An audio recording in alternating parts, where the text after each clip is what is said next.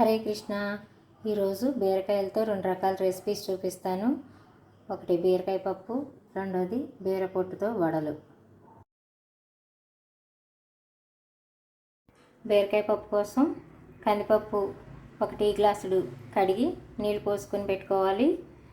పప్పులో కొద్దిగా నీళ్ళు తక్కువ వేయాలి, ఎందుకంటే మనం బీరకాయ ముక్కలు ఎక్కువ వేసుకుంటున్నాం. 2 పచ్చిమిరపకాయలు ఈ ముక్కల్ని పప్పులో వేసేసుకుని కొద్దిగా నెయ్యి కూడా వేసి కుక్కర్ మూత పెట్టి 2 విజిల్స్ రానివ్వాలి.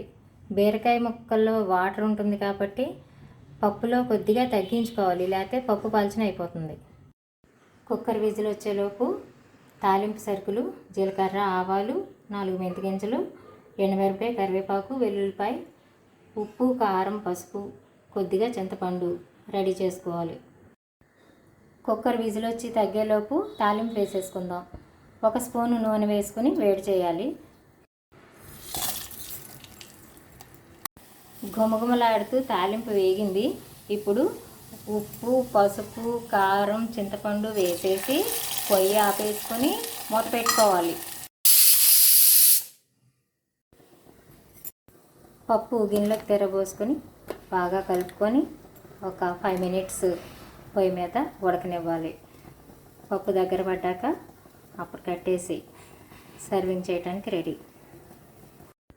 బీరపొట్టు వడల కోసం బీరకాయ తొక్కల్ని చిన్న ముక్కలుగా కోసుకొని మిక్సీలో వేసి గ్రైండ్ చేయాలి.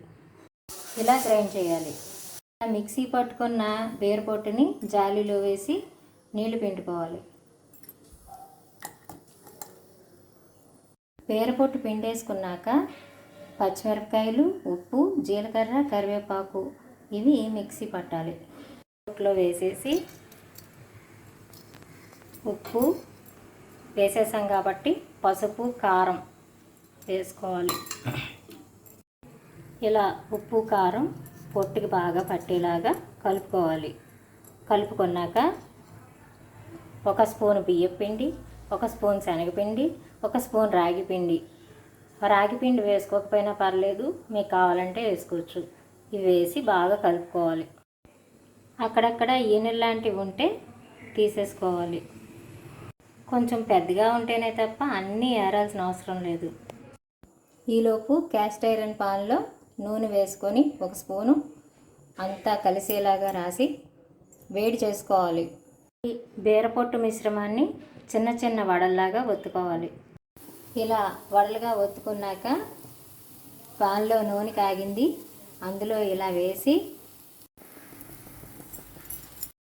బీరపొట్టు వడలు లో ఫ్లేమ్లో చక్కగా ఉడుకుతున్నాయి. వడలు చక్కగా ఉడికిపోవటమే కాదు, వేగిపోతున్నాయి కూడా. ఇప్పుడు టర్న్ చేసుకుందాం.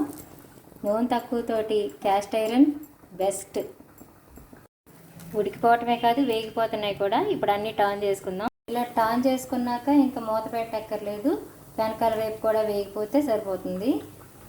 క్రిస్పీగా భలే ఉన్నాయండి. డీప్ ఫ్రై చేసినా కూడా ఇంత బాగా రావు. వెనక వైపు కూడా బాగా వేగిపోయినాయి. ఇప్పుడు సర్వ్ చేసుకోవడానికి రెడీ. వీటిల్ని స్నాక్ ఐటెం లాగా తీసుకోవచ్చు.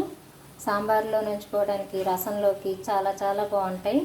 కందతో కూడా చేస్తారు ఇలాంటి వడియాలు, బాగుంటాయి.